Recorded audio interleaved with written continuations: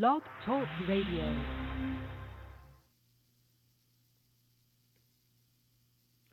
Hey, this is the Yaron Brook Show, and welcome to everybody. I missed the opening music there. Somehow it disappeared.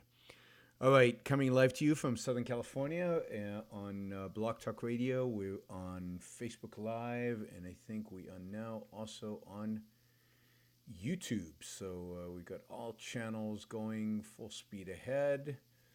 And there it is. Let me just get YouTube up and running properly. So you can participate in any of those. You can also participate in the chat of any of those. We've got a chat going on Blog Talk Radio. We've got chat going on in Facebook, and we have now chat on YouTube. So I'll be looking for questions on those. Wait for a bit, so I decided to do another Q&A show because last time I took a bunch of call-in questions, and there were a lot, more than expected, and we basically covered a whole show with just questions called in. And at the same time, I had a bunch of questions that people had written in on by email or by Facebook or by other means. And I wanted to get to those questions, so I'm going to devote today. Also, the questions in writing that I've received are quite philosophical. So whereas the call-in questions were primarily, I think, political, if I remember right, or economic, the questions we have in writing are very philosophical. So this is a good opportunity to cover some issues in philosophy that we don't want to always cover. Pushing me a little bit, as you know. Not a philosopher, never really taken a formal philosophy class in my life. So, but I'll do the best that I can on advanced philosophy. Other people's philosophy, not so good. But we will cover that. And I see everybody's deserting Blog Talk and moving to Facebook, I guess. So, all right, as long as you're here. We've got all the screens. Now, before we get to the questions, but only because it turns out that this is related, very much related to the questions. I found this article. There's a journal called Aeon Essays, Aeon Essays. I think it's out of the UK. Very philosophical, very philosophical, very intellectual, very highfalutin. Anyway, I found an essay by this Professor of Philosophy. All right, wake up, Yaron. You got to do a radio show. For those of you asking on the video, that's not a Washington bust, it's a Jefferson bust. So I found this essay on Aeon that is very provocative, very nuts, very evil, and perfect because it kind of philosophically, kind of sets up a lot of the questions that we're going to have in a little bit. We're not going to talk about We're going to talk a lot about morality. We're going to talk about life as a standard. We're going to talk about human life and human flourishing. And the title of this essay is Kids Just Say No. And if you're confused, about what the title actually means, this is a subtitle. You don't have to dislike children to see the harms done by having them. There is a moral case against procreation. So it's a complete essay that is trying to make, and I think he's written a book. I think he's got a book called The Human Predicament: A Candid Guide to Life's Biggest Questions. And basically, he's arguing that life sucks. That's essentially that life sucks. And why would you want to bring in a human being into a life that sucks, right? Life is really bad.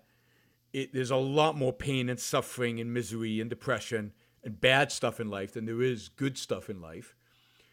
So why would you want to bring a child, a new life form, into being when life is so horrible? Now, what's interesting about this, usually the anti-having children argument is usually human beings are a disaster to the environment. The environment is more important than human beings, so we shouldn't have more human beings. and don't have kids because it's bad for the environment. So that is the typical argument, and I've seen that argument before. And this guy gets to that argument, and just to give you a sense, I mean, this is not some random guy. He is professor of philosophy and head of the Department of Philosophy at the University of Cape Town in South Africa. He's also the director of the Bioethics Center. I can't think of anything scarier than this guy being the director of the Bioethics Center. And if it was just this guy, I would say, who cares? But it's more than this guy. It's like there were a lot of this guy around there. This is unusual. So, and the argument's not overpopulation. It's not environmentalist. It's just, look, let's just do an assessment of life. And you might think your life has more positives than negatives, but that's because you have a cognitive bias towards optimism. And you don't really understand how bad things really are. For example, it's a fact that most of our desires are never actually satisfied. So to some extent, we're constantly living in a state of frustration because we have constantly desires that are not satisfied. There's more bad than good. So for example, he gives, the worst pains are worse than the best pleasures are good. So if you add up all the bad stuff in life, and if you add up all the good stuff in life, it's obvious that the bad stuff outweighs the good stuff. Why would you want, if you knew that this was what life entailed, why would you want to bring new life into this world? Right? Pain also, by the way, not only is it worse, but it lasts longer. Pleasure is fleeting. Pain can be chronic. You don't have chronic pleasure, right? So pleasure like sex or eating good food it's gone. It's there and it's gone, right? And but pain you could have, like me, like chronic back pain. It's there. It's almost always there, right? And that has to outweigh that fact. Injury occurs quickly. Recovery is very slow. So recovery is the good. Injury is bad. Bad, happens just like that, and it's almost impossible to recover.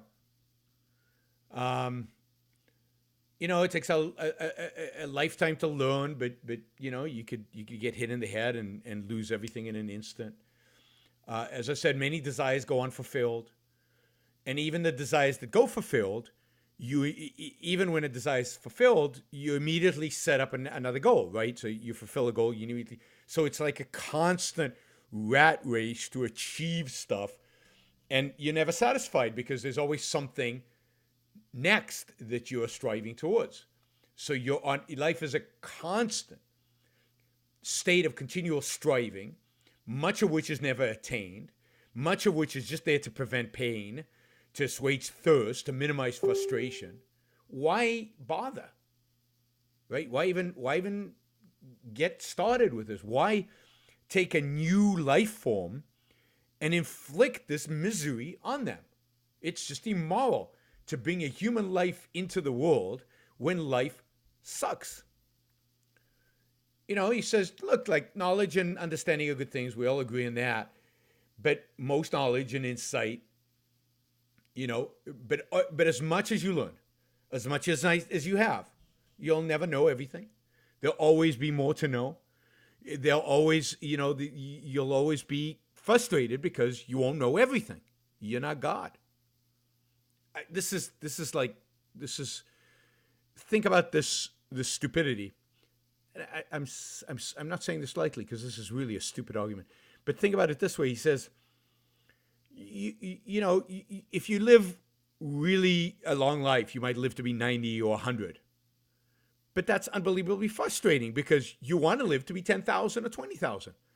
And in a sense, by living to 90, you're closer to 0 to 10 than you are to 10,000. So life is not only miserable and pathetic and sucks, and it's also really short. So it's everything. We delude ourselves that life is actually good. Why? Can't you imagine a world in which life is just full of pleasure and there's no pain and there's no suffering and there's no striving and there's no I mean, wouldn't that be a much better life? And given that that's not the life that we have, then it sucks. This is the Garden in Eden fallacy, right? Let's set up a Garden in Eden and be constantly disappointed that we're not living in Garden of Eden. He says, life would be better if we could have the good without the bad. And therefore, life is not good because it could be better and it's not. So it's a constant disappointment. Now he says, look, this doesn't mean you have to commit suicide. Isn't that a relief, right? He says it doesn't mean you have to commit suicide. Because like you go to a play. This is literally the example he gives. You go to a play. And in the middle of your play, you go, this play's really bad. It's not bad enough for me to get up and leave. But if I'd known how bad it was, I would have never come. So his view is, life is not necessarily so bad as that you want to commit suicide because the urge, the biological desire to live is very strong. But knowing how bad life is, why bring another life into the world?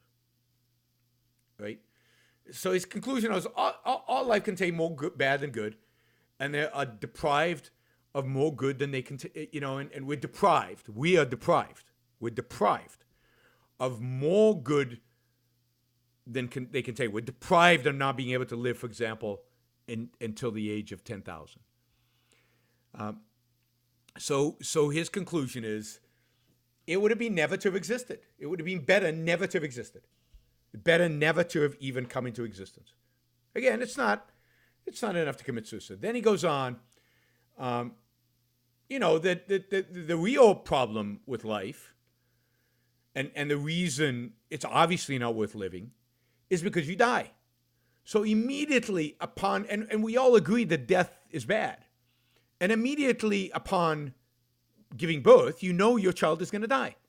So you're inflicting this enormous harm on him by inflicting death on him, because by bringing him into life, you're also killing him because he's going to die. So there's a line here. Every birth is a death in waiting. Every birth is a death in waiting. And it's funny because there's something of this in Jordan Peterson. And I know all the Jordan Peterson fans are going to get really upset at me. But there's something about this in Jordan Peterson because he says, life in the beginning is essentially a tragedy. That's its fundamental core. It's a tragedy. Why? Because you're going to die. And you know you're going to die. And death frames all the decisions that we make. And we're framed by a tragedy. We're heading towards something bad, something tragic. So, now more than that, when you bring a child into the world, there's the potential that this child will suffer enormously, immensely, right? They could starve, they could be raped, they could be abused, assaulted, they could meet Harvey Weinstein, they could get serious mental illness, they could get an infectious disease, they could take a class from this philosophy professor. So there's a probability that you're going to cause all these things to happen, right? That you're going to cause your child to starve because you brought them into existence.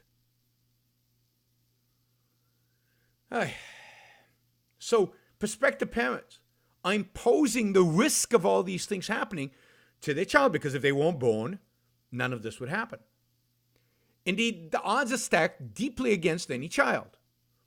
The risks of cancer, for example, are substantial. In the United Kingdom, roughly 50% of people will develop the disease. Right? So this is what he says. And he goes on. If people impose that sort of risk of that sort of harm on others, like if you imposed cancer on others, a 50% chance of cancer, like if you had a radiation gun, and you were walking around the street and shooting people with this radiation gun and causing 50% of the people you shot to have cancer, like, you would be condemned. That would clearly be immoral. You would be sent to jail probably. And yet, when you bring a child into the world, you're immediately, by imposing a risk of 50% that they will have cancer. Now he says these are what he called the philanthropic arguments. I don't know why it's called philanthropic arguments. But there are also misanthropic arguments. That is the harm that your child will do to other people. This is the harm your child is going to suffer himself. But what about the harm that your child will do to other people? Now, human beings murder other human beings. They go to war, they slaughter them, and it's likely that your child is going to be a soldier in one of these wars and kill a lot of people. And, even if he's not, then he probably will facilitate such an evil. He'll probably vote for the president who sends the troops into battle that kills lots of people. Right? So, wow, he's going to be responsible in one way or another for the killing, the mass murder of millions of people. And not only that, daily life is filled with dishonesty, betrayal, negligence, cruelty, hurtfulness, impatience, exploitation, betrayal of confidence, and breaches of privacy, and of course, rotten philosophy. And your child is probably going to be engaged in one of these, and therefore be inflicting harm on other people. And isn't that horrible? But that's nothing.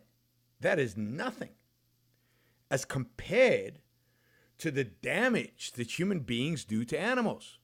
Did you know that 103 billion aquatic animals are killed for human consumption every year?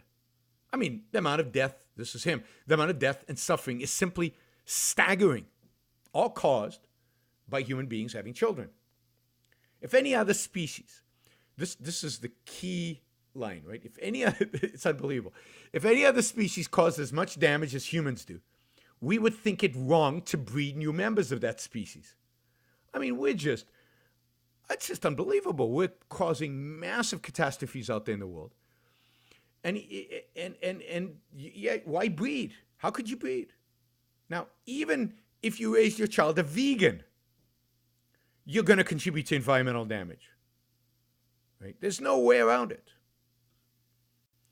So, breeding human beings should be an immoral choice. So he says, couples who are contemplating procreation should be extraordinarily skeptical that the children they create will be this rare exception. They'll live happy lives, bad stuff won't happen to them, and they won't inflict huge amount of damage on the world. So the conclusion is the reward of becoming a parent. I don't know how you could have a reward of becoming a parent if you have this kind of attitude towards life. Does not outweigh the serious harm procreation was cause to others and, of course, to your child himself. All right. Doesn't that make you feel like wanting to go and get a philosophy degree at some university or something? It convinces me that maybe me not having taken a serious class in philosophy, not doing that is maybe it was a good thing. Maybe it was a good thing. So I don't know exactly where to start with that, but there's so many fallacies there. And we're going to get to topics that relate to this because a lot of the questions that I was asked relate somewhat to life and to morality, and it relates to this. But let me just say this. I mean, it is true, sadly, that there is much human life out there that, in a sense, was not worth living. That there's a lot of human beings out there who are suffering. Or whether it's self-inflicted suffering, or whether they've been born into societies in which human happiness and human success and human achievement is just not possible. And where there is starvation and pain and all of that. But God, we're talking about the 21st century. In Cape Town, a relatively civilized place, where the potential for human happiness, human success, human achievement is unbelievable. Now, if he was from the Central Republic of the Congo, I would say, okay, maybe for him, people there have got a point. But life is, in the world in which we live today, and thank God I was born in the 20th century, it is amazing. It's wonderful. There's no such thing. He says there's such a thing as, what did he call it? Sustained pain, prolonged pain, lifetime of pain. But there's no such thing as sustained pleasure. Really? Well, yeah, because it's better than pleasure. What do you call happiness? What do you call love? What do you call, a lifelong of satisfaction? Yeah. I mean, remember, if you've read Ayn Rand, you'll remember that Ayn Rand's kind of, I think it's a description of John Galt, is that pain only goes so deep. Pain only goes so far. He never takes pain seriously. Dagny, when she sees him, the first thing that comes into her mind is, we didn't have to take it seriously. We didn't have to take the pain, the suffering, the struggle, the nonsense, the crap. We didn't have to take any of it seriously, because that's not what life is about. Not what life is about. So, I feel sorry for this guy. He's never experienced love, never experienced happiness, never experienced the spiritual pleasure of experiencing great art, reading a great book. His entire focus is on the negative and what isn't. And this is the other big issue that he has. And I'm not even going to get to the environmentalist nonsense that he talks about. But think about how he sets everything up in terms of Garden of Eden. He has a primacy of consciousness, what Ayn Rand called primacy of consciousness. Primacy of consciousness is the belief that your consciousness creates reality, or, in his case, that your consciousness should create reality. That you should be able to dictate the world, that reality is not a given, but should be malleable based on your wishes and your whims. That, hey, your fantasy is the standard, not reality as the standard. Reality's pretty good. But he sets it up as a Garden of Eden. You live forever, no effort, no pain, all pleasure, all good stuff. And since that is not achieved, it's a disaster.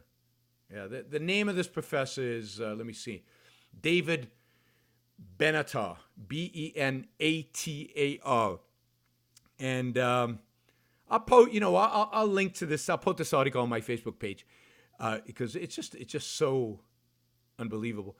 But yeah, you should definitely, if you ever live in South Africa, if you ever have children in South Africa, in Cape Town specifically, don't send your kids to his class.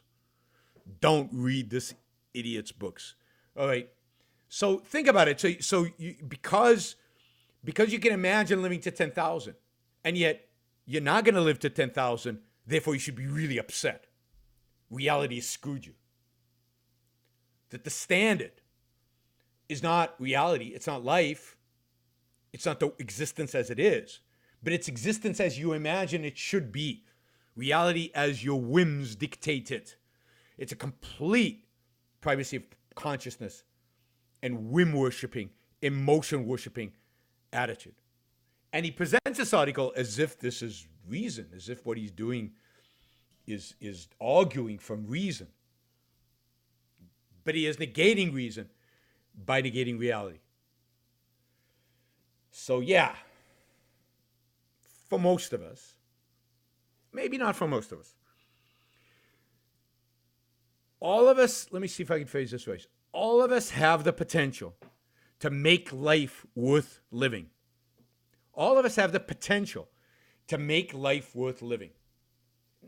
Not all of us do that. Not all of us make life worth living. But making life worth living is up to us. It's not handed on a silver platter. It's not given. I mean, there were few indications as if he was expecting reality to give it to him, as if there's a God.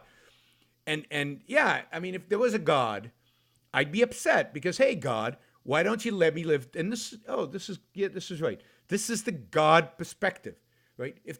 Hey, God, why do you only let me live 90 years? What the hell? You can do whatever you want. I want to live to 10,000. All human beings should live to 10,000. Hey, God, why did you create a world in which there's pain? Hey, God, why did you create a world in which, some people are evil? Hey, God, why'd you do this stuff? That's what this essay reads like. But once you accept that there is no God, that this is reality, and that you have within you the tools to make your reality worth living, then all of this is nonsense. All of this is nonsense. So, but it does take effort. To live the good life takes effort. To live a successful life takes effort. Happiness is an achievement. All these things don't just come into existence. They don't just happen. They're not just there. You have to work at it. And people who expect it as their birthright are going to be disappointed, because life is not your birthright. You're born, and then it's going to take effort on the part of your parents and then on your part to sustain that life. Never mind to make that life wonderful and great and fantastic. So, I thought you'd be entertained by that essay. And I'm curious, if you have comments on that, or if you, and again, this is not unusual. This is a very existentialist view, and it's a view that, not in this caricature, stupid way, that even somebody like Jordan Peterson has to some extent. But Jordan Peterson, to his credit, has also the view that you can overcome this, that life well lived is a process of overcoming the pain, of overcoming the tragedy, of overcoming the suffering. And that I don't know that he thinks that happiness can be achieved, because I don't think Peterson thinks of happiness in those terms, but that pain can be mitigated, and that meaning and purpose give you meaning and purpose in life, and it's worth living. So Jordan Peterson is definitely on the side of life is worth living, but he's also on the side of the essence of it is tragedy, pain, and suffering. Now, somebody on YouTube is asking, how do you reconcile the difference between Ayn Rand and Jordan Peterson's view on significance of pain? I don't reconcile the difference. It's different. Jordan Peterson, in my view, is wrong. He partially because he's coming at it from the perspective of a psychologist, not the perspective of a philosopher. But also just because I think his philosophy of life is wrong. I think he's too influenced by Nietzsche, and he's too influenced by the existentialists. The existentialists believe that, kind of life sucks, and you just got to make the most of it. And they start from that premise.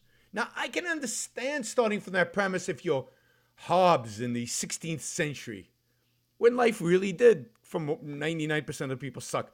But in the 21st century, it's so cool to be alive. There's so much to do. There's so many things to enjoy. There's so much potential to reach. Life can be so fulfilling and rewarding and plentiful and great.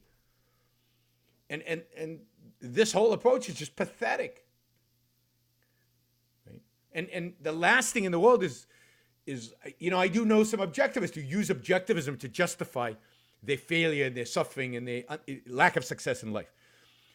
The government, because of regulations, I can't start a business, and because I couldn't start it. But those are all excuses.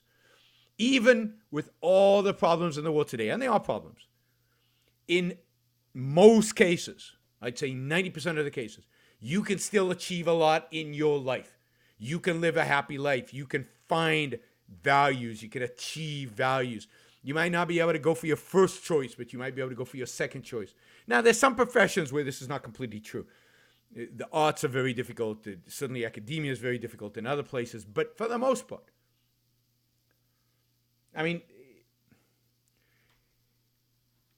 life is still,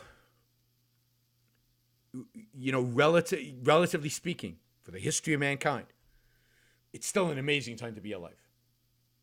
An amazing time to be able to enjoy and pursue values. So the idea that pain and suffering and death are what frame human life is I think wrong. I mean, as we'll see, the possibility of death is really important. Really important. And indeed, without the possibility of death, I don't think life would have much meaning. Right? But it doesn't shape, it doesn't put a cloud over life. It just shapes the choices that we have. So this is good. This brings me to, let me see. Where is it? All right, so I got a bunch of questions from Mikhail Munenzon. I apologize for destroying your name, but it's an interesting name because the first name sounds kind of almost Russian, and this family name sounds Hispanic. But anyway, it's just an interesting name. Anyway, he asked for a lot of good questions, very philosophical questions, and I'm basically going to go down these questions. But this question of the alternative, existence or non-existence, life or death, is what shapes, what makes morality necessary. What makes valuing, it gives meaning to valuing, right?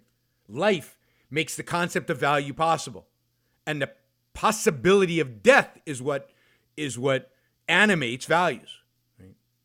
Because you face a choice. In every choice that you make, you face a choice between existence and non-existence, between life and death, right? Not death as tragedy, death as just reality. We all die. But there is life. And how do we live the best life we can live? That's the answer that morality provides us. How do we survive in a complex world? How do we survive as human beings? Is what morality is about, is what morality teaches us. It's what morality, it's why we need morality, because we don't know this automatically. Okay. All right, let's start with these questions. And these are philosophical questions, so those of you who are jumping to do politics and so on, next week. If objective knowledge is contextual, which it is, what's best for life from one's perspective, right? Is there absolute universal knowledge? And who is the final arbiter? And then he asked the question, is Mozart's music better than some rapper recordings? After all, natural laws don't depend on one's judgment. One either correctly understands them or not. Okay, so objective knowledge is contextual. It's based on the context of what you know and where you are, when you are, all the information you have available to you. And so take, take the laws of motion by Newton, right? Given all the knowledge that he had, given everything that he knew, his laws were both true, absolute, and universal. Now, 200 years later, no, more than that, maybe 300 years later, we discover that maybe those laws don't apply on subatomic particles. So they're less universal than what we thought, because we now have more information. Our context has expanded. And now we discover new laws that apply to these subatomic particles that also, let's say, apply to Newton's laws, and now these laws are absolute and universal. Given all the knowledge that we have, this is truth, this is absolute. Right? Again, given that there's nothing to suggest, no evidence, no alternative information, that what we're doing is wrong or doesn't apply in some realm. Right? So knowledge is absolute. It's universal within the context of one's knowledge of one's time.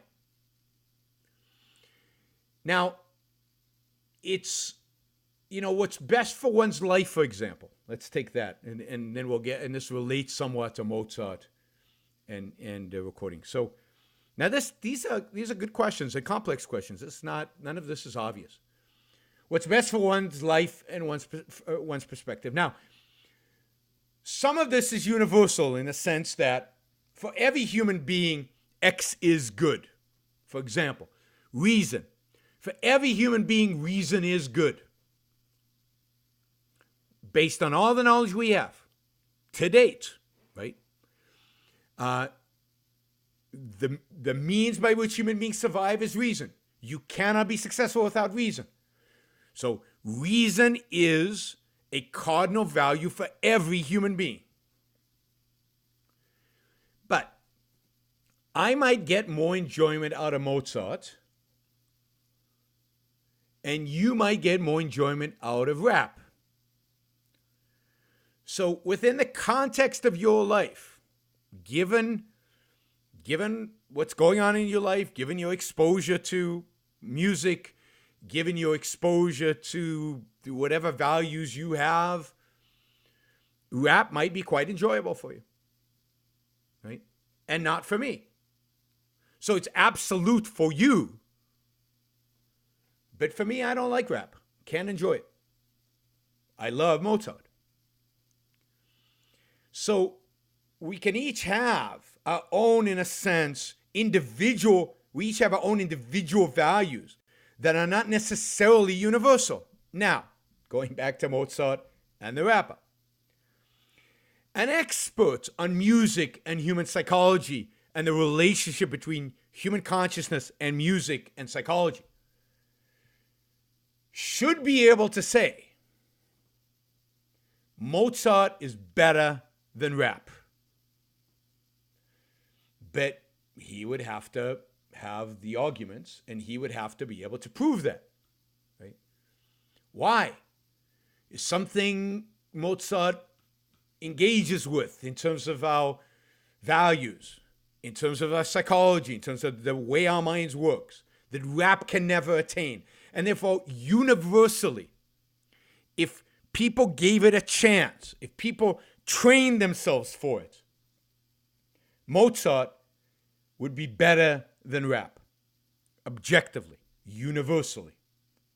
So you could still say, for me, rap is better. And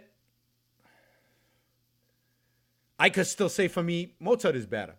And we would each be right for ourselves. And then somebody else could say, but objectively for all human beings, Mozart is better than the rap. And your statement about you enjoy rap more would then not be a universal statement, right? It could still be objective for you because the fact is that you do enjoy. Now, is it better for you? That's a different question. And again, you'd have to. Now, I can't prove that Mozart is better than the rap, although I believe it's true that Mozart for human beings is better than rap music, objectively, universally. But not for every human being. The human being would have to attain a certain understanding, gain a certain context for that to actually apply to them. Okay? So let me give you another example of this. Ayn Rand gives this example, right? For somebody living in Copenhagen that never leaves Copenhagen, a bicycle might be more valuable to him than an airplane. Because that's what he uses to get from point A to point B, to go shopping, to go to concert, to go see his girlfriend. That's essential to his life. He never gets on an airplane. But from the perspective of a philosopher or somebody who assesses the culture, you can say, an airplane is more important for human survival, more important for human beings, universally, than is a bicycle. Okay? All right. I don't know. I've got some people calling with questions, but I'm worried that if I answer the calls, it'll take us down a rabbit hole unrelated to these issues. So any questions about that? Not a simple issue. Not a simple issue. And if you think about it in the context of political values or economic values, Ayn Rand in What is Capitalism, her lead essay in Capitalism, Not Known Ideal, has this concept of socially objective value and philosophically objective value. Socially objective value is the market value. It's what the market places on something. It's what you place on something in a particular context for you. Philosophically objective value is a universal and a bigger picture from a larger perspective, a wider context, the sense of what is valuable and what is not, or what is more valuable and what is less valuable. Okay, you have to live your individual life. You're riding a bicycle. Right now, you don't care about airplanes. Now, if you stop and think, even the guy riding the bicycle, if you stop and think about the values even you get from an airplane, the food that is flown in from far regions of the world, so when you go into the supermarket, you can get a mango, the iPhones that come in by airplane or by that you couldn't get in, the fact that businessmen can travel by airplane who make Copenhagen a thriving place so that you can have a job and you can ride your bicycle from point A to point B in a productive way, then you could realize the greater philosophical value of the airplane, even to your life.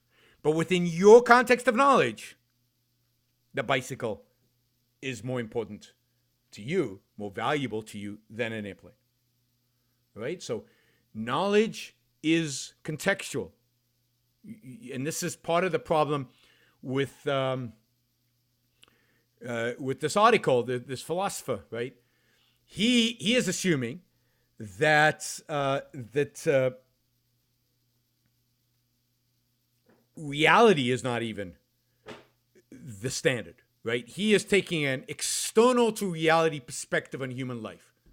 If reality wasn't the way it was, I can imagine a better life than this. So he's ignoring context because he's committing even something even worse, which is he's ignoring reality. And there is no knowledge without reality. There is no values without reality. You can't talk about the worth of anything outside of the context of reality. All right? Okay. How do you reconcile free will and the law of causality? Now, I'm not gonna do that right now. This is the question he asked. I'm gonna do a whole show on free will. I'm gonna actually have Onkar Gate join me. We're gonna do a discussion about free will, and you guys, we'll do it. We'll try to do it live so that you guys can call in and participate, because I know there's a million questions about free will. I view this as a really simple topic. I view this as a really simple issue, but I know that a lot of you don't. So I'm going to bring in an expert. I'm going to bring in a philosopher, and we're going to do a whole show just dedicated to free will. And I see Facebook is liking this. I'm getting a lot of some frowning faces, but a lot of love and thumbs up, and a lot of mouth open, eyes. I don't know what that means. All right, people seem to be happy. A few frowners out there. All right, here's another question. Is life the standard of value for surviving or flourishing? This doesn't seem to be consistent in Rand's or other objectivist writing. And one can reach different decisions based on survival or flourishing, especially in stressful situations. Okay? So I hear this a lot, and this question, because, yeah, it's a little confusing. But for Rand, it's about surviving as a human being, as a particular specific animal, which is what we are. We're human beings. So it's not about surviving in the sense of staying alive. Sorry. It's surviving qua a human being, which means surviving as a conceptual animal, as the rational animal. So it's survival as a thinking being.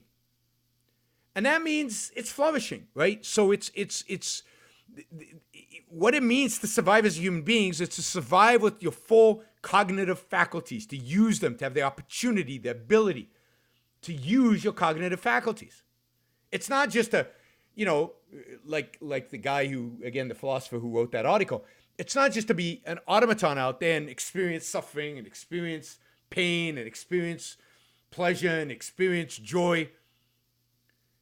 It is actually about thinking, figuring stuff out, solving problems, engaging with challenges, experiencing art, being a full spiritual being, which means human consciousness, right? Spirit in the sense of consciousness. So being fully conscious, using, experiencing life fully as a human being. All right? So, survival is flourishing in that sense. Survival is living to your full ability as a human being. Now, I'd love to be able to ask this person, Mikhail, and if he's on the line, maybe he can call, or if he's on Facebook or Blog Talk or YouTube, maybe you can just let me know that you're on and ask a follow-up question. What do you mean by you would reach different decisions based on survival or flourishing? Now, you will in this sense. So here's one example. The founding fathers would have never declared independence if what they cared about was survival qua an animal versus the rational animal.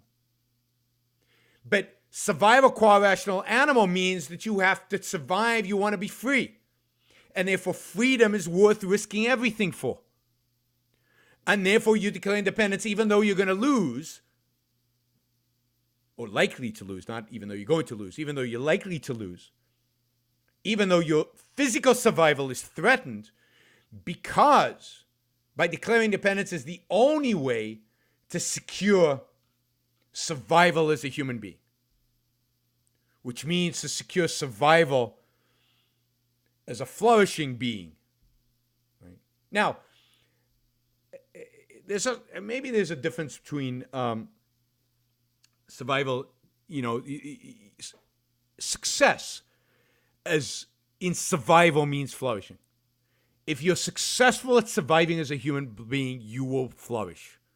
Flourishing is the outcome, is the consequence of survival qua human being. All right?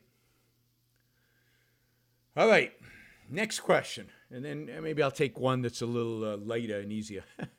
On the topic of flourishing, there seems to be consistent sociological evidence that religious communities do better on many social and health scores as compared to non-religious ones.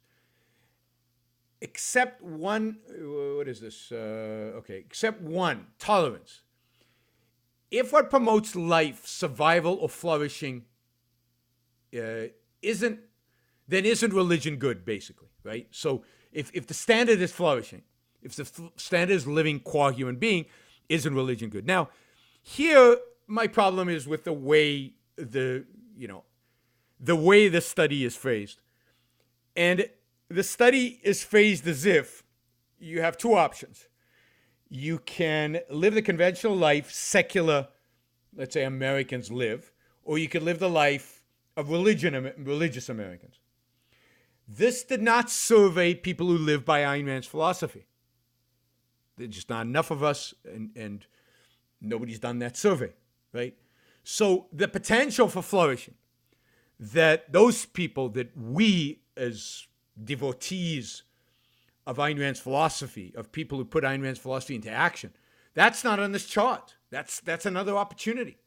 You can't just take people as they are and say your philosophy fails because you're an atheist and all atheists are not living good, flourishing lives. Okay. The communists were atheists. What is that? What does atheism have to do with anything? Atheism is not important in that context. I mean, it is, but the dedication to reason is what's important. Most atheists today are not dedicated to reason. So that's a futile comparison. So it might turn out that in terms of human flourishing, it's better to be mildly religious than it is to be a nihilistic atheist.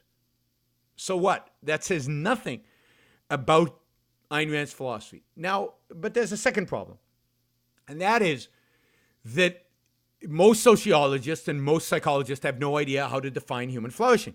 What does human flourishing mean? I mean, for example, you list as one exception is tolerance. Is tolerance a feature of human flourishing? Is it a requirement of human flourishing? So they don't even know what they're talking about.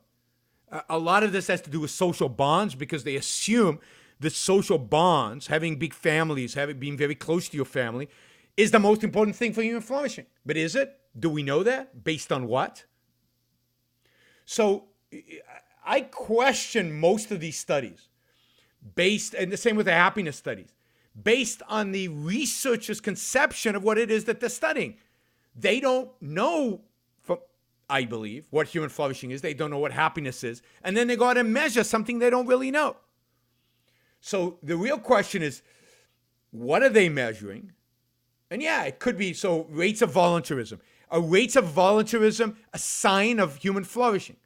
Charity, he lists. Is charity a sign of human flourishing? So the whole thing is biased. I don't think voluntarism is important for human flourishing. I don't think charity is important for human flourishing. Life expectancy, yeah, life expectancy is meaningful, but it's one factor that might have to do with things that have nothing to do with your philosophical beliefs, but it has more to do with the state of the politics in your country. Crime might not have anything to do with what you believe as an individual. Might have to do with what they believe over there. So the whole framing of that question is wrong, but I hear it all the time. That's why I brought it to your attention. Hear it all the time, right? First, the alternative of an objectivist society doesn't exist for measuring here. Nobody went out and surveys objectivists. But secondly, they're not surveying the right thing. They're not asking the right questions about what human flourishing consists of because they don't know what they are. All right, let me just ask. One second. I'm going to take a quick break here, and we are going to be right back. You're listening to Yaron Brook Show. We're delving deep into philosophical issues here, so don't go away. 2017 marks the 60th anniversary of Ayn Rand's Atlas Shrugged. 12 years in the writing, it is Ayn Rand's masterwork. Despite being published 6 decades ago, the novel continues to gain recognition and profoundly influence business leaders, thought leaders, and a growing number of political leaders. Its presence in today's culture cannot be denied. The fascination with Atlas Shrugged persists because it grapples with the fundamental questions of human existence and presents radically new answers. Whether you're an adoring fan who wants to add this new addition to your personal library, or someone who wants to read the book for the first time to see what all the fuss is about, pick up your copy of Atlas Shrugged today. An updated cover for the mass market edition of the novel recently hit stores. Check it out. You can order your copy today on Amazon. All right, we're taking your questions today, questions that I've got in writing. You got me out of my comfort zone. That's good, right? I'm not used to delving deeply into these philosophical questions, but I'm trying. Let me just say something about atheism. Atheism is not a crucial concept. It's a derivative. It is a consequence of the fact that we are adherents to reason. So it's not, you don't unify us with atheists and say, oh, they share philosophy. They don't. A lot of atheists don't have anything to do with our philosophy. They share the fact that we don't believe in God, but do they then believe? Do they advocate for reason? Not necessarily. A lot of them are emotionalists. A lot of them are, are mistaken. A lot of them have a bad philosophy. Most atheists, indeed. So you can't group us up with atheists and then say atheists behave this way, therefore, what's the value in what you do? Yeah, all wrong. All right, I've got a call. I'm going to take this call because it's on topic from Peter. Hey, Peter, how are you doing? I'm good, Yaron. Thanks for taking my call. Sure. I just wanted to say regarding this this essay that you mentioned. Yep. I was thinking the author who wrote it should probably read the Confessions of Saint Augustine and then sue himself for plagiarism. Yeah. This is an ancient idea. Actually, that's not really fair towards Augustine, actually, because not even Augustine would consider raising all these explicitly egalitarian and environmental reasons to condemn man and life on Earth. So, Well, this is modern nihilism, and I think the reason it's important. I mean, he's obviously a weirdo and a freak, but the reason it's important is because there are a lot of people out there who, to some extent, hold this. They hold a resentment towards life. They hate existence. I talked about this when I talked about the Las Vegas shooter. When you reach a point where you hate existence, where you hate your own life, but it's not just that you're living a bad life and you don't like your life. You hate life. God damn it, I should be living to be 10,000 and I only live to be 90. Life sucks and I hate it. Then you become dangerous. And it's these kind of people who turn to nihilism, these kind of people who turn to the Columbine shooting and mass shootings other way, because they find meaning in destruction because that's all they can imagine, right? It's all they can imagine because life and existence and reality suck, and they want to fight against reality. They want to rebel against reality, and they, just shooting themselves is not satisfactory enough because this is all driven by deep hatred. But taking a bunch of people with them is somehow more satisfying. So it psychologically, this kind of mentality explains murderers and mass shooters and I think even serial killers who then, in a sick way take pleasure out of killing people because people are nothing. It's meaningless, right?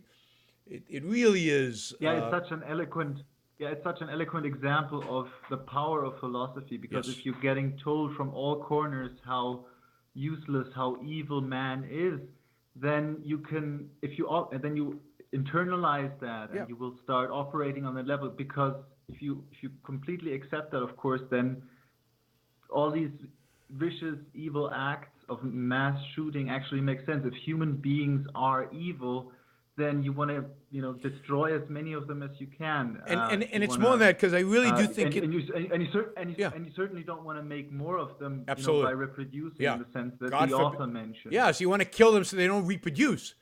But part of this really is, it's deeper than just hating people. It's hating reality as it is and hating yourself. That's why most of them commit suicide afterwards, because they don't want to live.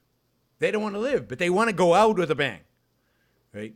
Because everything about I think there's also a kind of resentment operating there, because if you resent life and you have sort of accepted for yourself that you're incapable of living it, you want to make sure nobody else is capable of achieving it. That sort of that's really twisted and vicious psychological effect it produces in people. That makes them try and take as many of them, with them into death as possible, because they're afraid they might be missing out. Yep. They might be missing something. Yeah. Yeah. No, I think that's absolutely right. So it really is horrific that. And I think these ideas are taught. It's one thing that some crazy individual has them, right, and maybe even acts on them. But then that you go to university class and this is taught as truth is just mind-boggling. And this is how you get the social justice warriors. This is how you get all these nihilistic types out there, because they take these ideas that are being taught to them seriously. All right. Yeah, I also wanted to mention that you're spot on with your characterization of, or your philosophical estimate of Jordan Peterson. I noticed this pretty early on as well. I mean, he's obviously a smart guy, but whenever he talks philosophy, he always mentions Nietzsche, Kierkegaard, and Dostoevsky, which is no accident at all, because those three are the cornerstones of existentialism. Yes. which is the philosophy that he was taught in university. No, he is in an the 20th existentialist, century. and he's an existentialist who became a conservative, which is an interesting spin. Most existentialists become nihilistic lefties. He became a conservative, so and this is what makes him interesting. He's an interesting combination, but also because he's a better existentialist, because most existentialists, ultimately Camus and Sartre, give up on reality and give up on life and just accept. The whole point of life is just to sit back and accept the suffering and flow with it. Jordan Peterson rebels against it, and this is what makes him unique, right? So he doesn't just accept it. He what he does is he creates the concept of God because he needs it to give meaning to life. So he brings in God in order to create meaning, and then he says life has meaning because God, in a sense, gives it meaning, and then life's worth living and life's worth fighting for, and then when he talks about actual virtues, when he talks about how to live your life, he's actually pretty good. He does the best shtick. It's not a shtick. He does the best analysis of lying, of dishonesty, that I've ever seen from a non-objectivist. He understands the destructive nature of dishonesty, and he explains it in terms of destructiveness to self, in egoistic, selfish terms, even though he doesn't understand that and he doesn't get it. So he's interesting in that he's influenced by existentialists, but has taken it in a completely different direction, and ultimately has dedicated his life to helping people flourish, helping people live better lives. That is, psychologically and morally, he is dedicated to that, and some of his stuff, not all of it, is good on those issues. That's the amazing thing. So he's this mixture of good and bad that I find fascinating. So, and I don't know if you saw the Thomism in, what's that? Sorry? I don't know if you saw the panel discussion of free speech with Dave Rubin, with Peterson, and with Ankar Gate, but I thought Peterson made some really good points in that are reflective of this, him striving for people to live a better life, to achieve success and flourishing. All right, thanks, Peter. Some remnants of Thomism, yeah. Yes, there's some interesting combination there. He's not an existentialist, because if he's an existentialist, he wouldn't be doing what he's doing. He's something different. He's some kind of conservative with Thomist elements, with an influence of existentialism. So it's a mishmash that I find interesting. All right, thanks, Peter. Really appreciate the call, and it was on topic, so that's good. Let's see. All right, let's keep going with Mikhail's questions. We might just the whole show might land up being his questions because there's so many of them, and they're good. They're good questions. So, all right. So he says, I'm puzzled to why Rand argued consistently for limited government while praising man's potential to cure disease, poverty, etc. She seems to have rejected government monopoly everywhere, even in areas where some people argue for natural monopolies like power generation, except the most potentially damaging ones, such as the use of force. Is limited government or purely private association the best guarantors of individual rights? And the answer is yes.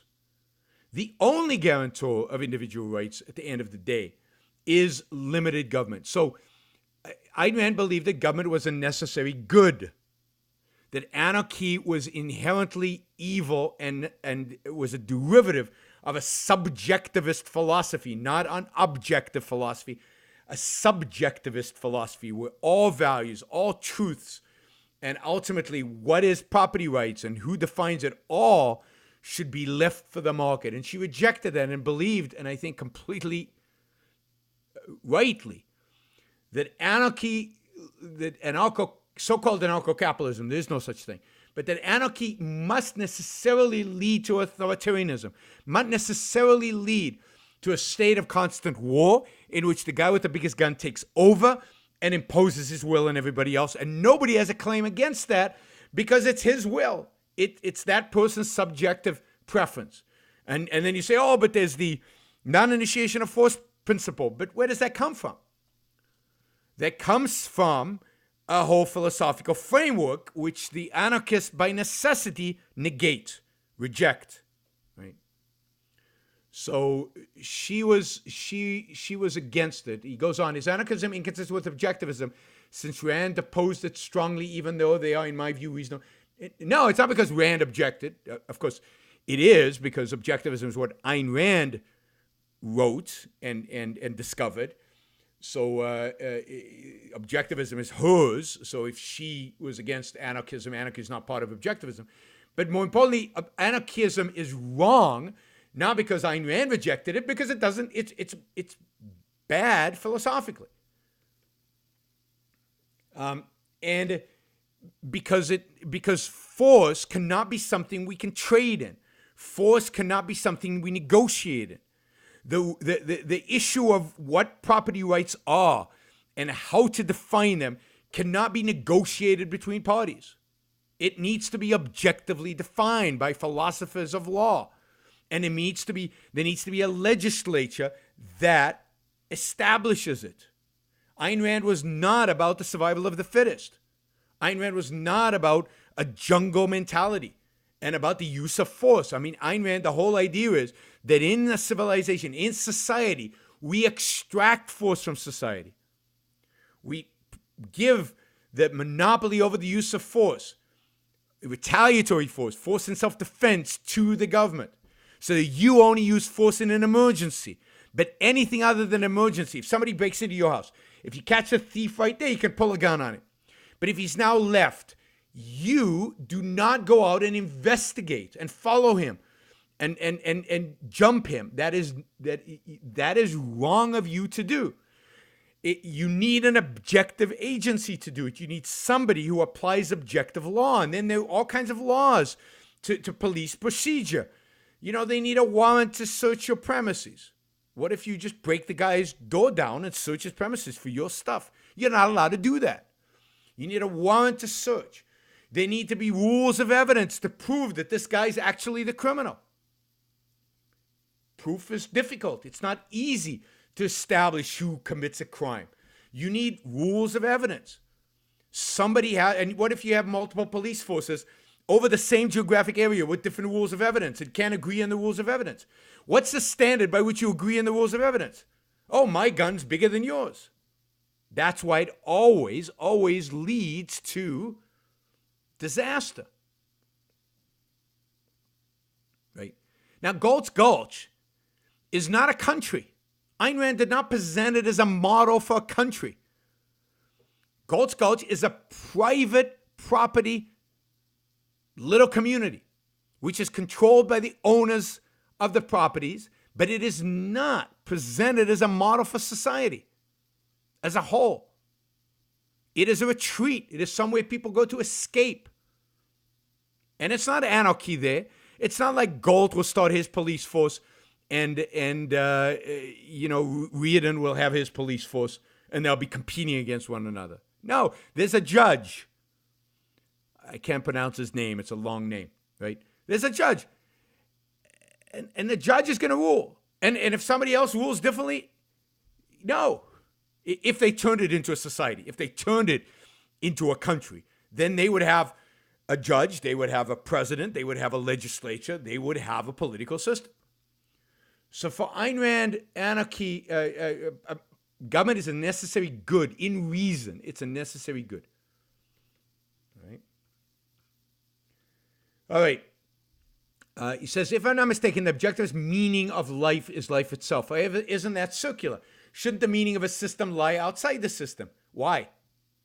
Why isn't the system good enough? Why isn't the system it? The meaning of my life is my life. Right? Otherwise, asking the question is meaningless. What does it mean that the meaning of my life is outside my life?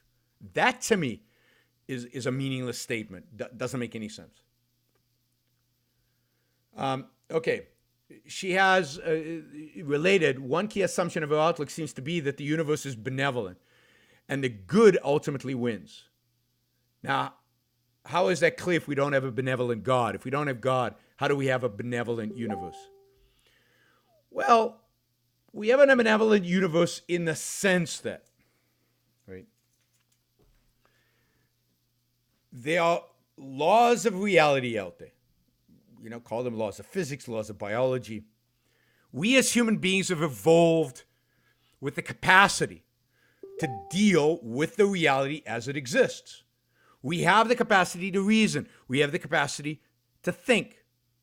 Now, we're not always going to do that. So the benevolent universe premise doesn't say bad things won't happen. It says that human beings have this capacity. They are likely to use it. Look around. People use their reason all the time. And if they're going to use reason, then good things will happen. If people are moral, good things will happen. Why? Because the way we developed our morality, if you remember, and this is the things that work to make human life successful. So surprise, surprise, when you implement that morality, you are successful. The moral is the practical. And the practical is the moral. The first question we ask ourselves when we're trying to develop Ayn Rand's morality is what leads to human life? That's an empirical question. What contributes to human survival? In other words, what works? Not works in the moment, but works overall as a universal. What works to sustain human life? Reason. Then reason is a value. And since reason is the thing that sustains human life, reason is our cardinal value. One of the three cardinal values. All right. So you don't need an external factor. All you need is a recognition that we are a being that is evolved to live on this world, in this reality. We have the tools, those tools are observable by knowledge of history and by looking around you, to deal with reality. Yes, people screw up, but they don't have to screw up. And they won't always screw up. And if they use the tool, if they live up to being a rational animal, then they will be successful. That's what it means to be benevolent. The knowledge that people, that our tool for survival is a tool for survival. That it's efficacious. That it will lead to a good life and success if practiced. All right, let's see. We have three more. See if we can make them all. Okay, here's one I get a lot. How should one interpret Rand's life and behavior as a reflection of the impact of her philosophy can have on one's quality of life and perspective? One might reasonably expect a philosopher's life to be a reflection of her ideas. She seemed to have suffered from depression regularly and had a difficult personality, limiting the circle of her influence. It seems hard to say that she was a happy person, that she led a happy life. How much of this is due to her own genes and how much of it is due to the ideas of her philosophy, or its consistent application by her to herself and she herself found difficult to obey? All right, so the bottom line is, I claim that this philosophy is a philosophy of success, philosophy of human flourishing, but from what we read, Ayn Rand was unhappy, was depressed, and didn't achieve human flourishing. So I would say to that, be cautious of what you read, right? And be cautious of how you interpret what you read. Ayn Rand was a once-in-a-millennial genius. The idea that some third-rate biographer would understand her, to me, is ludicrous. Very few people understand Ayn Rand. And the people who understood her the best, the people who spent time around her the most, would argue that Ayn Rand was happy, that Ayn Rand flourished, that Ayn Rand lived a good life. Now, was she depressed sometimes? Yes, bad things happened. She truly believed that Atlas Shrugged would have a huge impact on the world and that intellectuals and industry leaders would rally to her cause after it was published. And that did not happen. That was disappointing. The world was disappointing. So she was depressed. But she got out of it. And she started writing nonfiction. She started fighting all over again. Right? So be careful how you evaluate her. The fact that somebody's not jumping around and walking around with a smile on their face and, oh, how happy I am, that's not the standard for what happiness means. It's very hard to tell if somebody's happy. I mean, think of Ayn Rand's achievements. Think of the satisfaction she must have gotten from the novel she had written for fulfilling her childhood dream. How many of us fulfill our childhood dreams? How many of us have childhood dreams to fulfill? Of portraying the ideal man. She had love in her life. She had friends in her life. Yes, a lot of people betrayed her. And the other thing, there was something here that was striking. Her circle of influence was small. Really?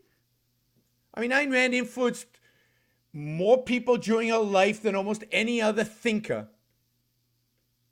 I mean, deeply, right? I'm not talking about some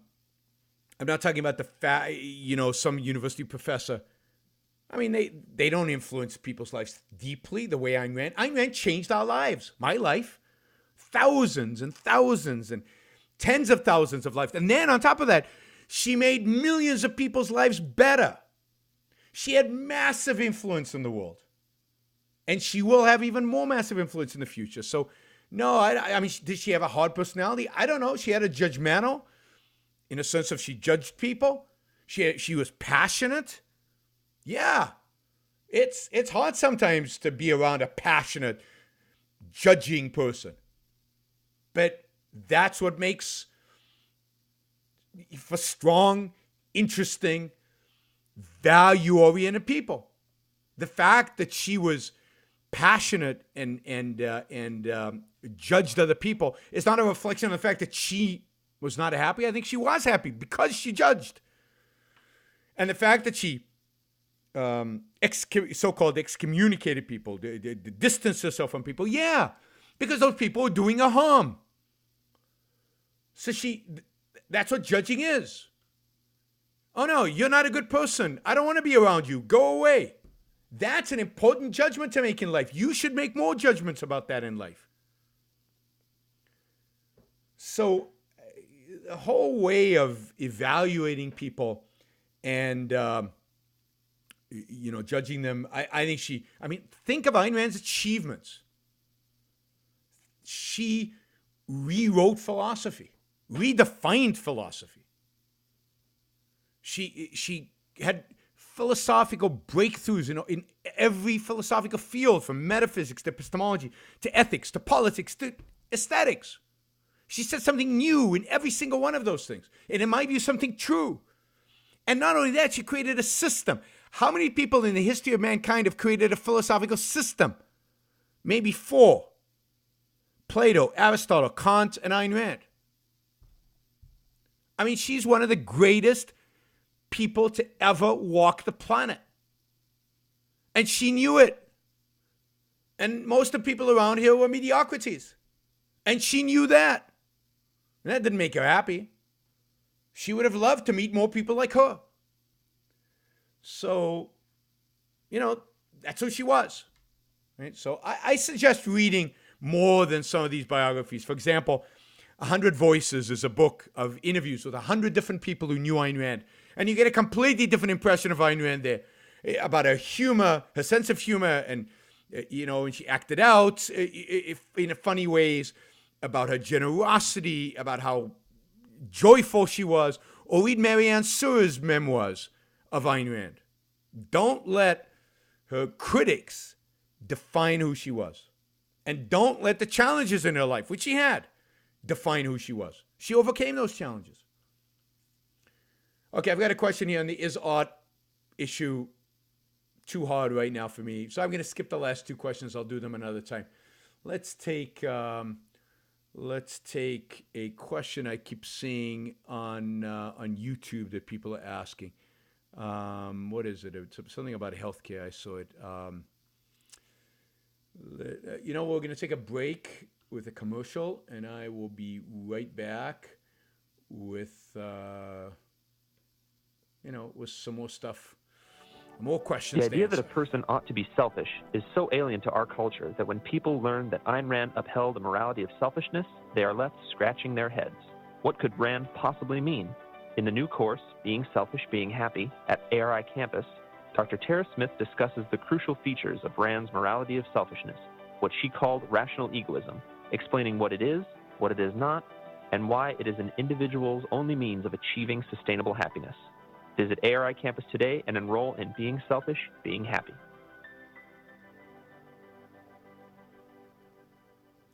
All right, so there's a question about healthcare that keeps coming up. So I agree that there would be tremendous benefits for competitive healthcare without government regulation. If charity supports those vulnerable, then that's great. But what if it doesn't? What if there's not enough charity for those who are vulnerable? Then they die. Then they don't get healthcare. The fact that they are vulnerable, the fact that they are suffering, the fact that they need support does not give them a claim on my life. I'm not a utilitarian, and I'm not a capitalism has to be good for every single human being on the planet. No, it doesn't. It has to be good for me and for rational, productive people. And if somebody's rational and productive and bad luck hits them and they lose everything, then I have no doubt that charity will help them. But there are going to be some people who are not rational and who are not productive, and bad stuff is going to happen to them. So it happens to them, and maybe there'll be enough charity to take care of them, and maybe they won't. But it's not my responsibility, my moral responsibility, or your moral responsibility to help them. So healthcare is not an issue, a utilitarian issue of healthcare would be better. It would be much better. For whom? For the rational and the productive. Capitalism is good. For whom? For the rational and productive. Capitalism is not good for the wife-beating drunk. The wife-beating drunk suffers under capitalism more than he suffers today. Who cares? I don't care about the wife-beating drunk. This is the point. I've made this elsewhere. Capitalism is the system that rewards virtue and penalizes vice. So if you're engaged with vice, capitalism is not good for you. All right? But I don't owe you anything. And if misfortune happens to you, then you're dependent on the charity of people. And if there's not enough charity, then you're not going to be taken care of. But why is that an essential, fundamental problem? All it means is life will be for you exactly like it was 300 years ago. What gives you desert over medical advances if you can't afford them? And if nobody's willing to help you, right? That's it. So I'm an egoist, and I take egoism seriously. Capitalism is good for me, and it's good for people who value the human mind. And if somebody who values the human mind and is hardworking, bad stuff happens to them, I'm happy to help them. Happy to help them. It's not a duty. And I don't believe anybody like that would go without help, if they really needed it. But I'm not saying people won't suffer under capitalism, that some people's lives won't be miserable under capitalism, that some people won't get health care under capitalism. I don't deny that, but I don't see a problem with that. It just means that they are living 300 years earlier, but if they are not using their mind, and if they're not productive, then why do they deserve better than 300 years ago? And how is your suffering? This goes back to what I said earlier. How is your suffering? How is your need a claim against me? I'm not born with original sin that originates with your suffering. Your suffering is, at the end of the day, your problem. If you want my help, you can ask, and you need to give me a reason why I should help you. And if the reason's good, then I'll help you. If the reason's not good, I won't. That's it. All right. Let's see. All right. I don't want to do foreign policy. Okay. What do you think of Mises' grounding of economics on praxeology? And how is the science of economics properly grounded? Well, I think it's wrong to ground it in praxeology. I think there are a lot of flaws in Mises' praxeology, but I'm not an expert and I haven't read Human Action in many years. I think the proper grounding of economics is an understanding that in order for prosperity to happen, wealth needs to be created. And wealth is created by the use of the human mind. And then I think that economics is the study of the creation of wealth and everything that entails, from production to trade, right? But it starts with, well, the philosophical idea that wealth is good, and the philosophical idea, or the empirical idea, but it's philosophical idea that wealth requires human reason. The wealth is a consequence of thought. And now the question is, okay, how does this all play out?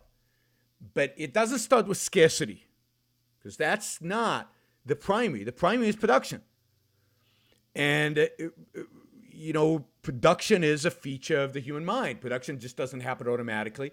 It happens because of human effort, human productiveness, guided by human reason. And that's the foundation on which you start building an economics. Okay. All right, let's see. Please talk about objectivist view of death and dying. This is from Tom. I think I talked about this a little bit last time, but I think that dying is a metaphysically given. We don't complain as objectivists about the metaphysical given. It just is. It isn't something that is tragic. It isn't something evil. It isn't something bad. It just is. You're going to die. Now, you want to postpone it as much as possible if you're living a good life, but you're going to die. That is a metaphysically given. And then the question is, how do you live the best life that you can? So you're not scared of dying.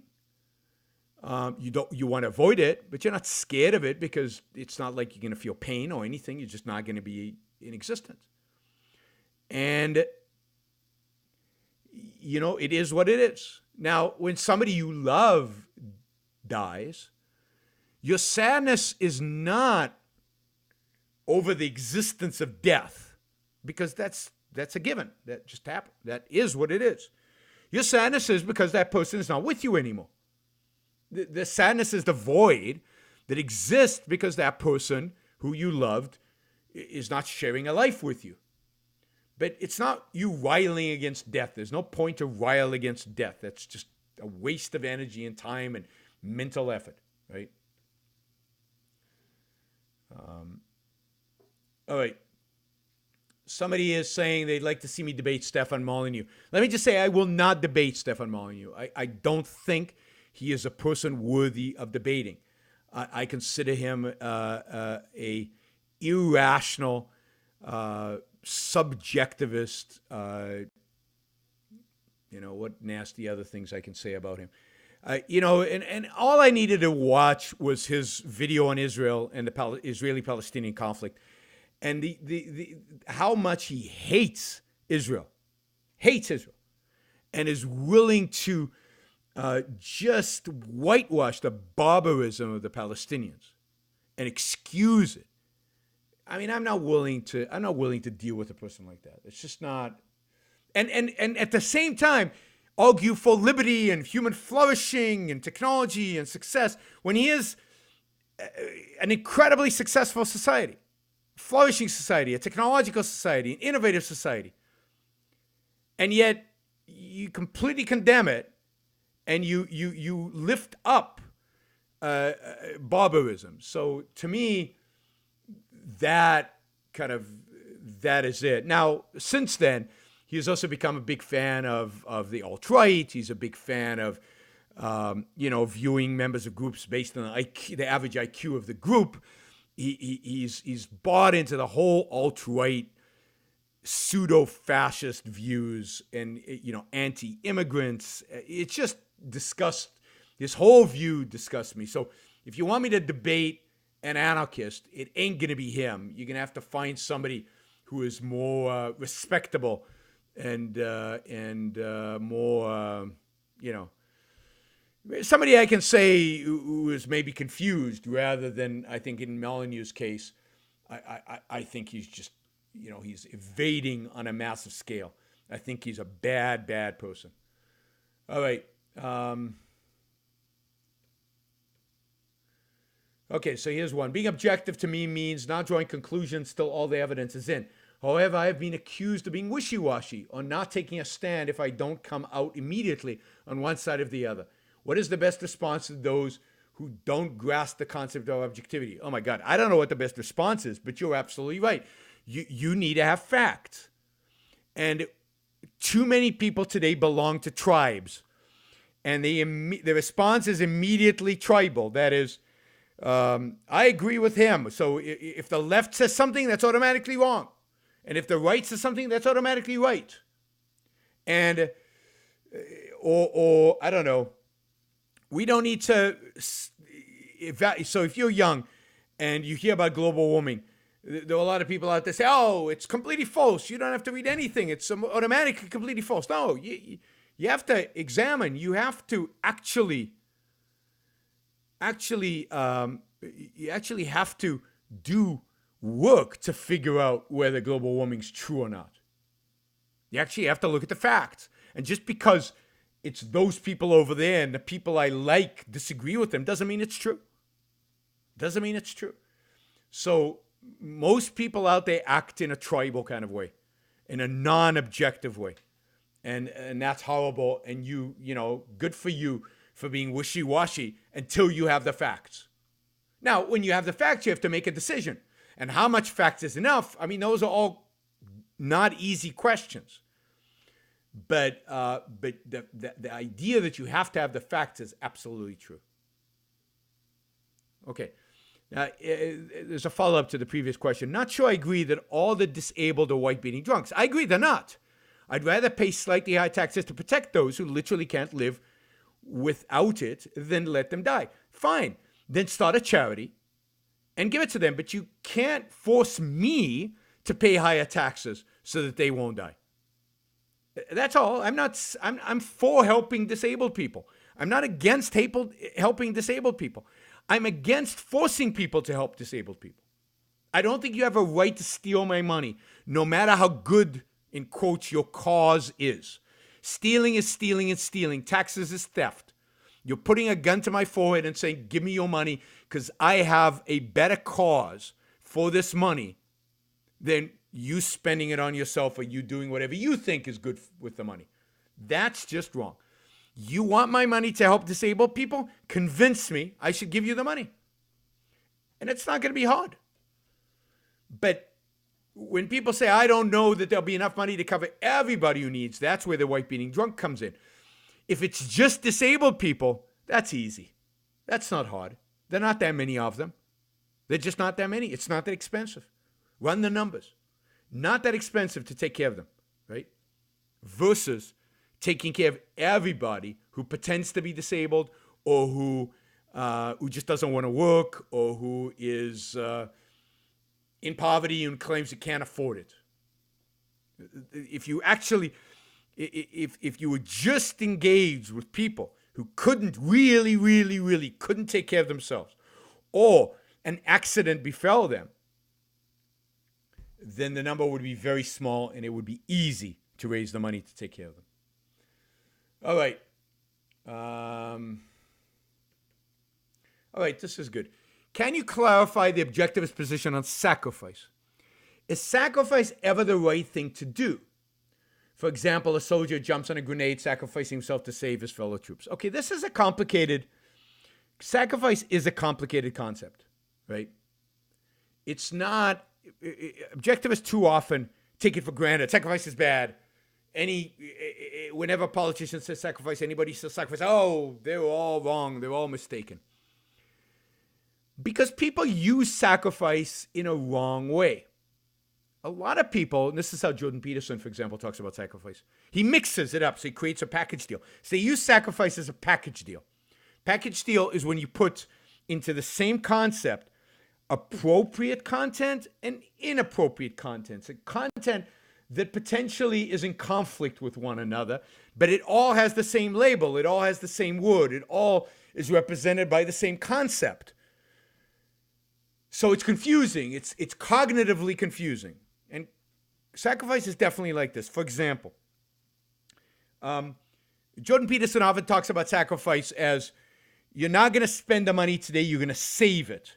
You're going to sacrifice current consumption for future consumption. That's what saving is, right? So you could view that. I mean, if sacrifice is giving up something for a greater return sometime in the future, then it would be a good thing. But that's not in the same category. So that's one thing in the package deal. Giving up something today for some benefit long term, not immediate. The other thing they put into the package deal is I am going to give you all of my food because you're starving, even though I don't like you, I don't care about you, you mean nothing to me, but I'm going to give you the food because that's my moral duty, and sacrifice is good, and I'm really objectively short-term and long-term worse off for having done it.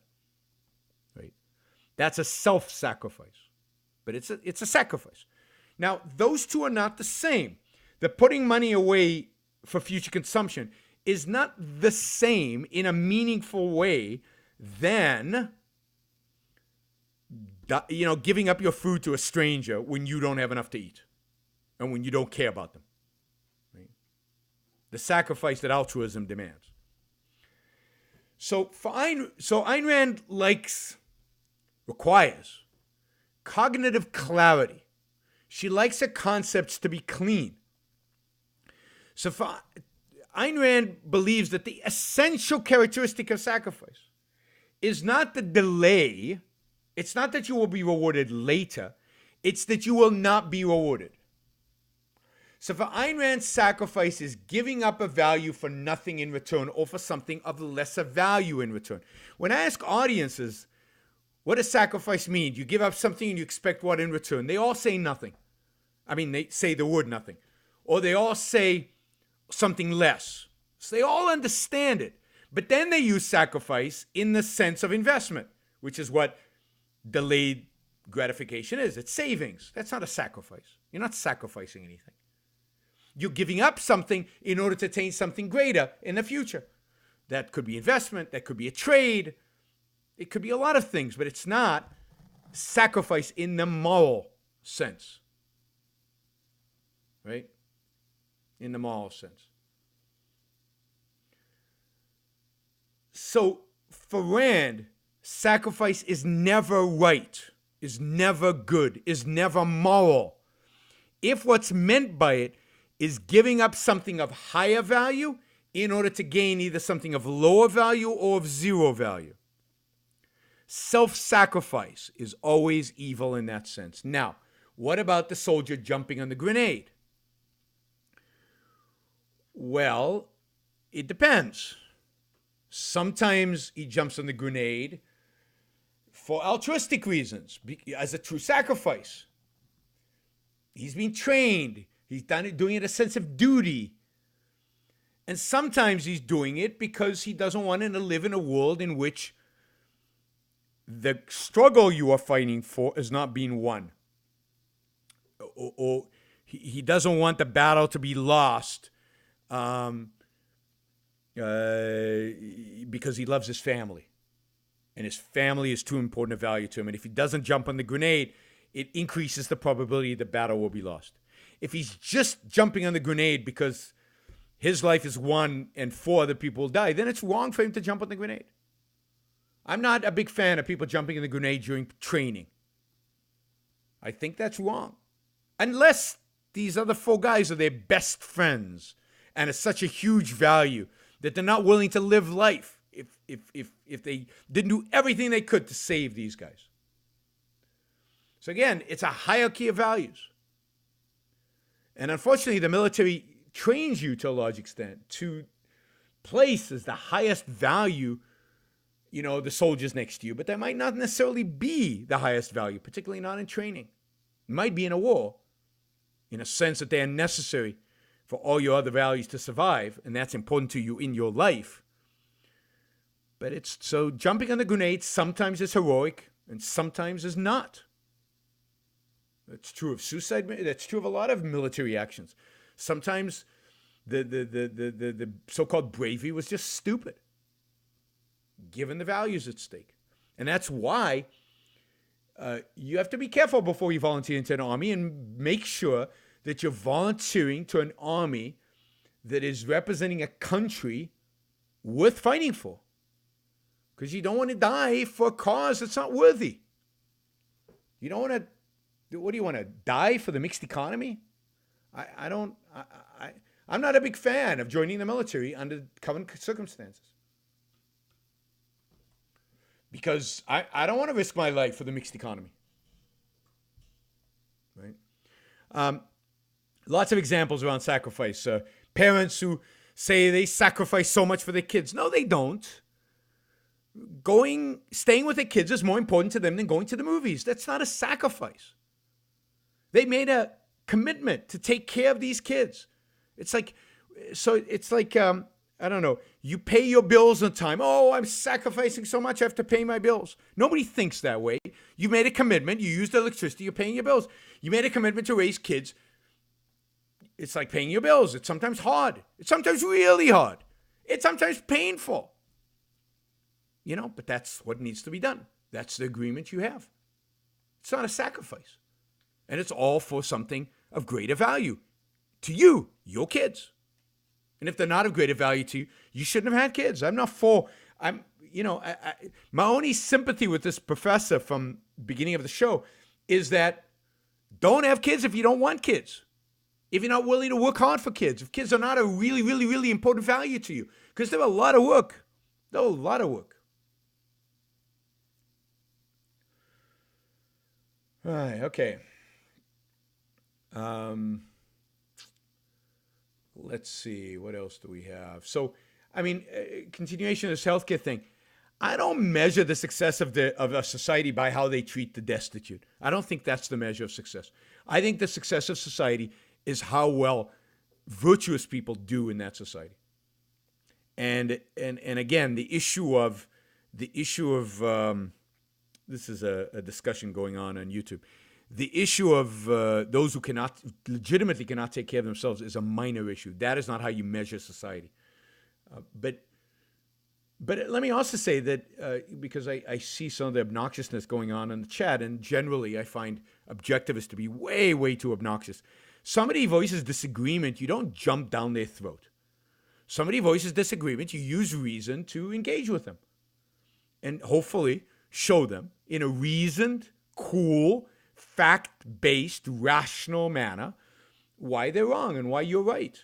It should never get personal, particularly not on YouTube or Facebook or something like this, right? Face-to-face, we can suddenly get emotions because you get body language as well. But, you're just discussing something. And if they're wrong, then show them they're wrong. And there's no point in calling them names. There's no point in creating straw man. There's no point in massive generalizations. Just deal with facts. And if they're not receptive to facts, it's easy. Walk away. You're not under any obligation. So not only that, you're not under any obligation to try to convince everybody in the world. And it's a waste of your time, and it's not egoistic to get upset at people because they don't agree with you. Walk away.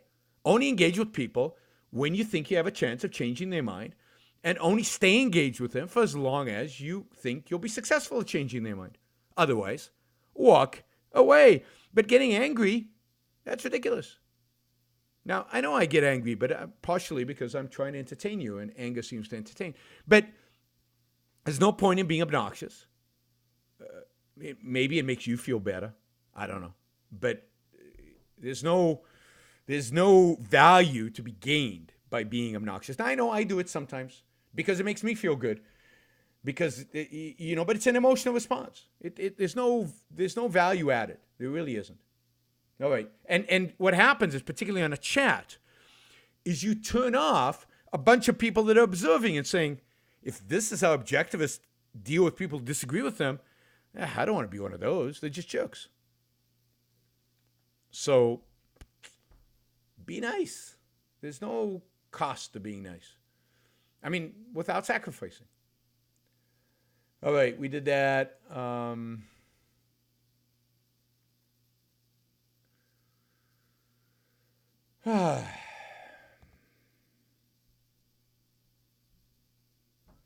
All right, here's like a, I don't know, that's kind of complex. But let me try to get this aside. I have a question. In the past, I've heard you say, to paraphrase, that secular dictatorships don't matter in the scheme of history. They don't last a century. Theocratic dictatorships can last millennia. If so, how do you judge Islam as less of a threat than nationalism, as an ideological force at work in Europe? That's a good question. Because I view nationalism as potentially leading to secular or religious dictatorship. It's not clear to me, and I've said this before, it's not clear to me that Europe stays secular. It's certainly not clear to me that America stays secular. Nationalism in Europe is very much couched, if you look at Poland, if you look at Hungary, if you look now at what's, it'd be interesting to see an Austrian Czech Republic. I haven't read much about them. I need to read more about the parties that just won the elections there, or that did very well in the elections there, didn't win. And see, but certainly in Eastern Europe, the nationalism is couched and wrapped around religion. And look, even if nationalism won't last very long, oh my God, can it destroy a lot? So think about the Nazis, right? They were so-called secular nationalists, and they killed millions and millions and millions of people. And they only lasted a short period of time, but that didn't matter to the people who were slaughtered by them. So it's not an issue of how long they survive. It's an issue of what is really more dangerous. I think nationalism right now is more dangerous, partially because I think, and this is the complexity of the argument, partially because I think that in a battle between nationalists and Islamists, the nationalists win. And I've said this before. I think that the issue of Islam will go away when we have concentration camps in Germany killing Muslims. I don't think the Germans are going to tolerate Islamism in their midst for very long. Now, they might tolerate it for another 10 years, but at some point, the Germans will wake up and wipe them out. And it will be very ugly. And the consequence of that might be a kind of dictatorship like the Soviet dictatorship that lasted 70 years. Now, yeah, in the context of all of human history, 70 years is nothing. But in the context of my life, it's huge. It's huge. But more than that, we don't know. Lenin Peikoff says what's stable is M2, which is kind of a religious theocracy. But M2 could be a new religion. It could be something completely different that the failure of nationalism leads us into, or the growth of nationalism leads us into. Right? And I'm not saying that Islamic theocracy is not a threat. I think we need to fight them. I've always said we need to fight them. And, I wrote some of the first articles about how to fight them. I've spent much of the last 15 years talking about how to fight them, how to destroy Islamism. And one of the most frustrating things to me in the world is that nobody listens. Nobody's interested in destroying them. Most people want to just nip at the edges of them. And they think that'll do it. I am a bigger enemy of Islamism, of Islamic theocracy, than any of these right-wing thinkers, than any of these alt-right, than any of these nationalists in Europe. They would not do to Saudi Arabia what I would do to Saudi Arabia. They would not do to Iran what I would do to Iran. Right? So I don't understand. There's a perception in objectivism that, how do I say it? among some people who call themselves objectivists, there's this perception that I am weak on foreign policy because I don't want to build walls, exclude people, throw all Muslims out of Western society, and build a wall around the West. That makes me weak. I believe that walls are destructive, that if you allow the barbarians that much power over you, so you live in fear and build walls, they will come and kill you and you will be too afraid to defend yourself. I believe that if you take the war to the enemy and if you want to destroy Islamism, you find its roots and you uproot them and you destroy them massively. Now, which one's more radical? Which one is going to destroy Islamists more? The nationalist thing, I'm going to build a little ball around my ethnic group and kick out all Muslims, or my view of go to the source, crush them, defeat them, and then who cares what these individual Muslims do? They're not a threat. And you destroy their will to fight, which is, nobody understands the psychological element of war. Wars don't exist in a void. There's a huge psychological element. Terrorists don't enact terrorist actions if they don't believe they can win. Believe me, if you took out that black rock in Mecca, if you flattened Medina, if you took out the regime in Saudi Arabia and in Iran, the will of ISIS and Boko Haram and all those potential terrorists in Europe would completely disappear. I'm not saying there would be zero terrorism. I'm saying it would be negligible. So, yeah, I'm for destroying Islamism. And I'm for destroying nationalism. I'm not for either one of them. I think that because of Europe's history, the danger that it becomes Muslim is less than the danger that it becomes fascist and kills a bunch of us. That's what I'm saying. Is that so hard? Is that so, crazy? All right. I think we're done, basically, or almost done. Let's see. Somebody says the Germans are too traumatized from actions in World War II. Maybe, but at some point they won't be. The ideas are still there. The trauma will dissipate.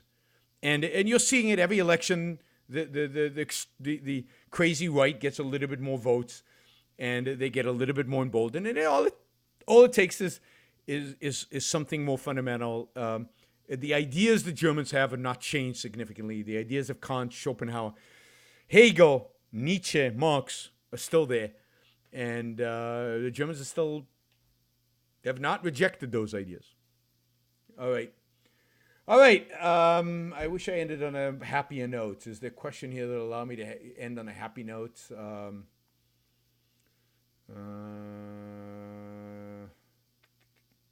Here's one. What do you think it says about a person that has a desire to find someone to love as opposed to someone that has a desire to be loved? Well, one's a first-hander and one's a second-hander. The desire to be loved is completely second-handed. You're placing the value, you're placing the action, you're placing the activity, the valuing on the other party. The other party becomes everything. You are passive. You're waiting to be loved. It's a completely second-handed and immoral attitude towards life. It is the place of others' consciousness, others' values above your own. A desire to love is a desire to live. It's a desire to value. It's a desire to feel good about yourself and the world. So, of course, you want to find love because love is beneficial to you. And as an active, thinking human being, you're pursuing things. You're pursuing values. And if love is a value, you're pursuing that value. So that's first-handed. That's an independent way of viewing the world. It's a first-handed, a moral way of viewing the world. There's a huge difference between the two. All right. Somebody says piece of music. All right. Something relaxing because I need to relax now. I'm kind of exhausted. You've had me working hard for the last 2 hours. How about Tchaikovsky's trio? Tchaikovsky's trio. Piano, violin and viola, I think, or maybe it's a cello. It's my view. It's one of the most beautiful, romantic, emotional pieces of music ever written. It sucks you in.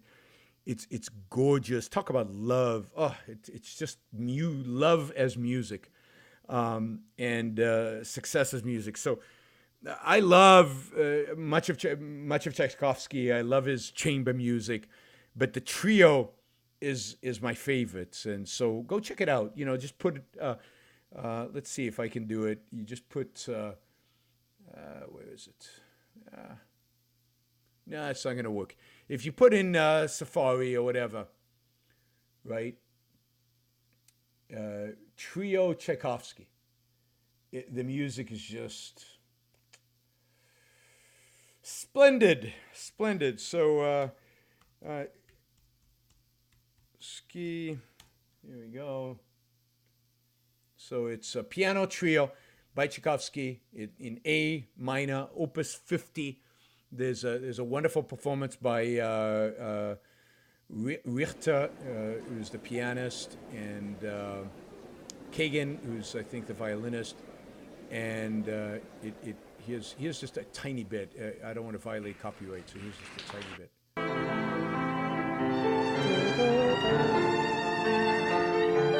You hearing that? Now that is beauty. That is passion in music. All right, I'm shutting it off so not to violate anybody's copyright. All right, go find that on YouTube, and you can watch them play, which is always fun. Just amazing. All right. Good. Well, have a great week. It's Monday. Have a great week. I will be traveling next weekend. I'll be here most of this week. I'll be in Chicago. For those of you in Chicago, I'll be in Chicago Wednesday night. Look it up on the Ayn Rand Institute website. We've got an event there. Don't miss it. It should be a lot of fun. We're handing out awards. I'm giving a little talk about my new book. So anybody in Chicago, please come and visit. And for those of you listening on a podcast, I hope you keep listening. Let's grow this thing and have a great, great life and have a great, great week. You're listening to Yaron Brook Show on the Blog Radio Network. Blog Radio Network on Blog Talk Radio. I don't know what I'm talking about. All right. Bye, everybody. Thank you for using Blog Talk Radio. Goodbye.